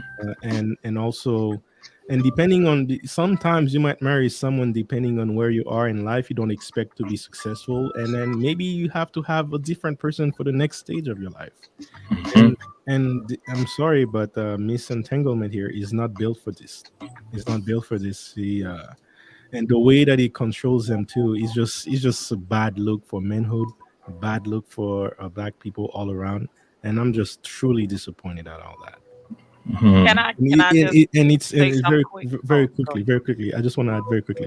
I want to say first, Will Smith is one of my favorite actor as a kid. Mhm. That's why it truly hurts to see him fall like this. And also, the first time I've seen Will Smith, he was a comedian. He was Mhm. a comedian, and you know what comedians do? Make jokes at everyone. And Mhm. before Chris Rocks did this joke, he made jokes about everyone else. It was almost Will Smith was almost the last one on the list. He made jokes about everyone else. Everyone acted with class, with professionalism, and shout out Mhm. to Chris Rocks too. Before, at least he saved face, because he could have got a lot worse, make us look even worse. But shout out to him for holding his composure and still find the light. You mentioned that also, OG. Shout out to him for that too, because he really saved the day that night. Mhm. Yeah, Patrice, you want to jump in? And here, you know what? And we'll see if something comes up. Just so you, I just want to say this for everybody. Let's if possible, let's kind of give our final comments on it. Just because, and I want you to give whatever it is, sum up your feelings and kind of make your final comment so that this can be a really concise expression of how we feel, so that we all put this out on wax, so to speak. You know. right. I think it started off with the August situation, and then it went on from Remember Laverne Cox said something, and she said she wasn't going to apologize for speaking on the entanglement. And then there was the white reporter that literally kissed Will in the mouth, and Will gave him a little slap on the cheek. It wasn't nowhere near the way he slapped Chris Rock. And Hmm. also, I'm wondering now that I think about it in retrospect, is him and Jada still holding some contingent against Chris for when they were protesting the Oscars? Chris was kind of poking the bear at them, kind of making fun of them, and he said some things. So I don't know if they still have contingent for him for that. I just thought about that. So I just wanted Hmm. to say that. Hmm. So, do you have any kind of final thoughts in conclusion? What I'm gonna do is give you guys the opportunity to do that, and then I'll have you guys in the back as we slowly wind things down. I'm gonna say my final thoughts as well. Yeah, Like in conclusion, kind of, you want to leave our audience with something? yeah, just we definitely have to think, a lot of times before we speak, and sometimes not let, even though we're emotional, not let our emotions get the best of us when we are in certain places and certain spaces around certain people, Mm-hmm. especially in this industry. I think it is so important. Feelings is real, emotions is true, yes, and I believe in expressions of those things. But when you are around a certain elite sector of people that have the power to um to pull the plug from under you, literally, stop your bag, make that phone call, you ain't in that movie, don't take the award away from him, because he's at risk of that. He violated, one of their rules, and face consequences of a possible lawsuit, possible charges brought up on him. It's so much of consequences and lessons to be learned here. But overall, yeah, I agree totally. Culturally, we did not look good in that light. I think we have absolutely shamed ourselves in every award ceremony there's ever been. And I just never thought I'd see it at the Oscars, and now here we are. I know Hmm. when you talk Soul Train, we've done it. BET, we've done it. The Grammys, we've done it. The American Music Awards, we've done it.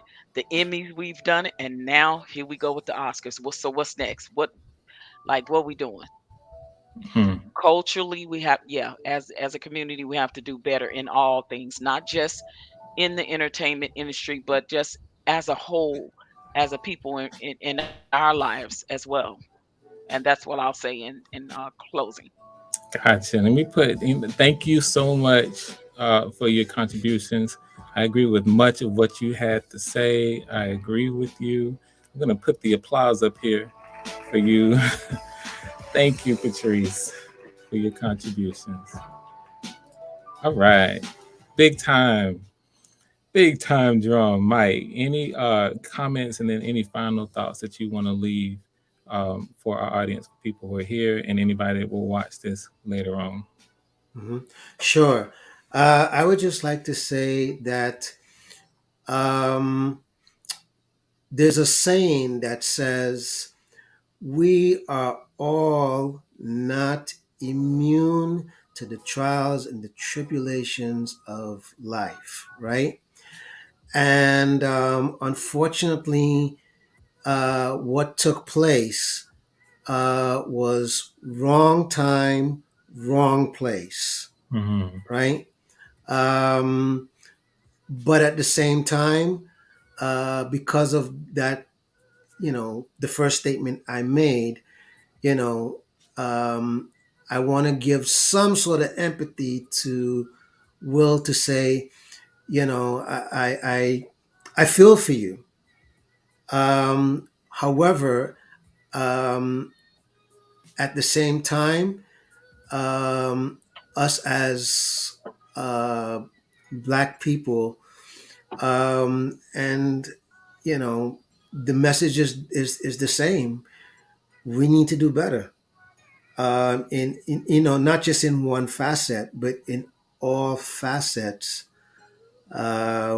because if we're going to be looking at ourselves as getting ahead in the food chain and and these ranks, we need to clean up all around, so that you know so that when we've done the cleanup, um, we don't fall victim, to any of these kind of events, or we don't, end up tarnishing our image. And it's just another year goes by where we're like, oh my god, not again, or here's another person doing this, or and we're still at the same place, same time, same everything.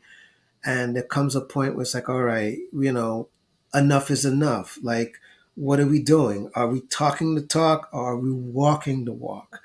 And until we as a people, learn to recognize, especially when we're on certain platforms, you got to know your place. And it's very, very critical and important to know your place, because that's how you get ahead, and I think that's probably, the biggest lesson, from this. Which also, brings this thought is that it's just unfortunate that this has happened, because now, this will make the networks, you know, push back and go, okay, maybe we're going to have to stop doing live shows so that we can avoid showing this kind of stuff. So now that if it happens, we can edit it, and the only people who are going to know about it is unless if somebody says something.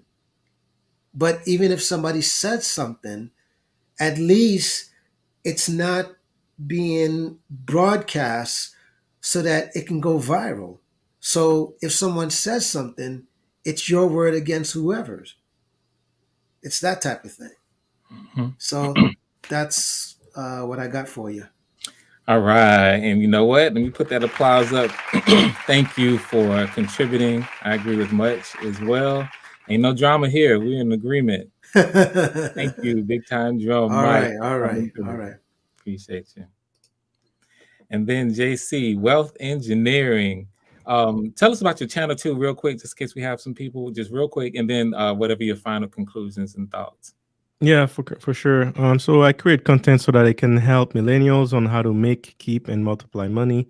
I have a huge interest in stocks, but more importantly in cryptocurrencies. So I basically try to understand what's happening around the world, like macroeconomic aspects and how that can affect your portfolio, like your everyday portfolio, and see how Mhm. you can benefit from that. So I talk about a wide range of subjects related to wealth, and yeah, that's the type of content I make. So, those of you who are watching who catch this later, if you have an interest in that, please just go to YouTube, go to the search bar, look up Wealth Engineering. You see the nice icon. Once you see that, you know you have the right channel, and That's it. and check Wealth Engineering out. Thank What are you very your much. conclusions? What do you kind of have to say in things that you want to leave our audience? A- Um, Again, I mean, again, with all this, I'm so disappointed. I made a video earlier yesterday, actually. I was trying to keep it lighthearted, mhm, inspiring from Chris Rock because he was to me the savior of that day, of that night, right? His mhm, professionalism, right? He's a comedian. He knows the role. He knows people will get offended by this. Yet he kept it professional, and he still find a way to turn a trashy situation into a still lighthearted situation. mm, Having the courage not to press charges, because honestly, I think I would be able to do that, but just until the fact that police would come to me and say, do mhm, you want to press charges? That's when I would say, yes, I want to press charges. But him, he has the grandiose elevation as a man to not press charges because he recognized the effect that could have had on the community, on the Oscars, right? It's just mhm, another way that thing could have gone. offside, but he didn't do it, and that requires strength because he's going to be ridiculed for this for the most part of the population. But for him to have the visions, the strength to see it that way and apply it that way, shout out to him. So in the midst of all this, he definitely shined to me. But lessons to learn, whether you whatever your colors are, I would say as a man, you need to understand stoicism. Like you need to be understanding, master your emotions. It is easy to succumb to your emotions, right? It is easy to do that. What's people now in this new generation, we are mostly encouraged that it's okay to cry, it's okay to share emotion. Let me tell you, it is not. As a man, it is not. It doesn't mean that you should not have those emotions. You should find a easier way or better way or more productive the way to challenge them. But as a man, we have to think back of our ancestors who were stoic, who was able to master their emotion, control their emotion. And that really helps you make better decisions, more logical decisions, as opposed to irrational decision that's going to give you short-term pleasure but long-term pain. In a case like Will Smith, someone who's wielding so much power in the highest echelon of society, representing white black people all across the world, for him to make an impulsive decisions like this, you see the consequences and many dimensions of consequence that this brings along with him, right? It's going to Mhm. make us have to work harder. Now, Frank Godin, it's going to be harder for you to get there. Mhm. That's the impact of what he has done. But we Mhm. have to keep that in mind and learn from it, and be like, we don't want to be the next Will Smith. We have to motivate our next generation to be like, we need to deserve the place that we have worked so hard to get. Because now Will Smith was the one who was working hard to have more diversity. But it's not, you're not entitled to get that role. You're supposed to work for it. And when you do get it, you are the symbol. You're supposed to hold it high to show that yes, you are a perfect example. But now Mhm. he just destroyed everything that he believed in when it comes to diversity, because he just proved everyone why we should not bring diversity. Like Mhm. that's to me, that's the way, that's what he did. And it's just unacceptable. I understand he may have some mental issues, he may have some marital issues. Again, make sure you got to live with the consequence of who you choose, but at the same time you need to understand who you are, where you are, and be stoic and master your emotions. And it's just sad to see him fall like this. It's just sad. But Mhm. I hope we can all learn from this and accept what's coming, the consequence that's coming with that. Mm. I'm going to give you applause too, and really thank you. In fact, when I drop you down, I'm gonna Good night. kind of follow up on that. Thank you so much for your contributions, Good night. JC, Wealth Engineering. Guys, check out his channel, Wealth of Information over there as well. Good night. Thank you, JC. So you know what? I'm not even going to add a whole lot to that because I kind of like the way he summed it up. I felt like it was a worthy ending statement. I'm only going to underline it. I'm going to kind of underline it with the point here that Patrice kind of made. She flats out, there's some juiciness at the end, guys, a little bit of drama. I disagree with that statement. That's why ancestors suffered from mental illnesses and stress disorders, because they hid their emotions and they became tick, tick, tick bomb. I think what JC is saying, there's definitely, Patrice, I think, credence to what you're saying. But I agree with JC with wealth engineering in the final analysis. We need to master our emotions, and we can go into what that means. But the way he talked about it and defined it is controlling our emotions so that we don't allow emotions to overtake us when it comes time to take appropriate action. We can't ever disavow emotions. We're human beings, we're emotional creatures. We have to factor that in, and especially as men, especially, I think we all should learn to master our emotions, but especially as men and husbands, we should, I think, I agree with wealth engineering when in saying that we should learn to master our emotions and put them in their proper place when it comes time for appropriate action. So I'm not even going to add anything to that. Simply just to underline it. And if there was a takeaway of several that we could do from an unfortunate situation like this, I think that's a laudable one. That's a noble thing to leave us with. So thank you, Wealth Engineering, for ending us with that very strong. I'm going to give that the final comment. Um, yeah. And Patrice is on board. I think she understands what we're saying. And good point now, what you made earlier, but you're on board. I think you fully see what we're saying here. I wanted to slap someone yesterday, but I refrained to keep my income and my personal dignity. What a great example. We, even at work or what have you, we have to factor in the consequences to make logical decisions. We just can't go around succumbing to our emotions or our feelings or yielding to our impulses. And we do it all the time in situations like this, which is a very nice analogy here or metaphor that we all can identify with. You don't want somebody to aggravate you at work. You ain't gonna go and pop the mess out of them because you understand the consequences. And you also, if you live by a code or you have a credo, you don't want to violate that as well. So I think we get it. What I'm going to do now is, that's what manhood was all about. Yeah, that's what he's saying here. What an awesome and amazing discussion we managed to have. I didn't know it would go as long as it have. We've just gone over 2 hours.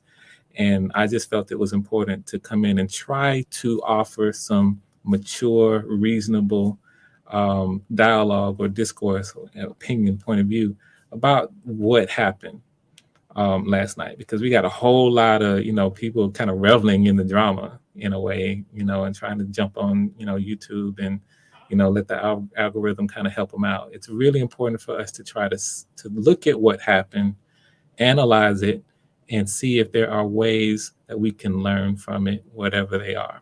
Maybe we'll come back to something like this, because it seems like Will and Jada are living in the media.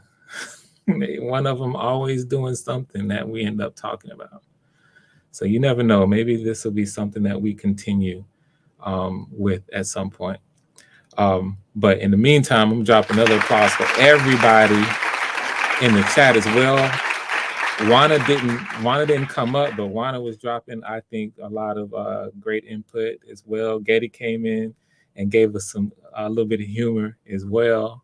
But across the board, I thank you all for contributing to this stream. And I hope that, this is something that people kind of, if they're checking out my channel, navigate to and check out. I want to really go on record with these thoughts about this situation. It's kind of a big deal. I think everybody's going to talk about it, and like it or not, as I said, this is something that I think is going to impact the culture. All right, so with that, you guys know how I like to end it. I'm going to roll my outro. Please leave some comments, hopefully some nice things to say on your way out. Spread the word, and you guys, I hope you guys have enjoy the rest of your evening. And until next time, be blessed, and I'll see you soon.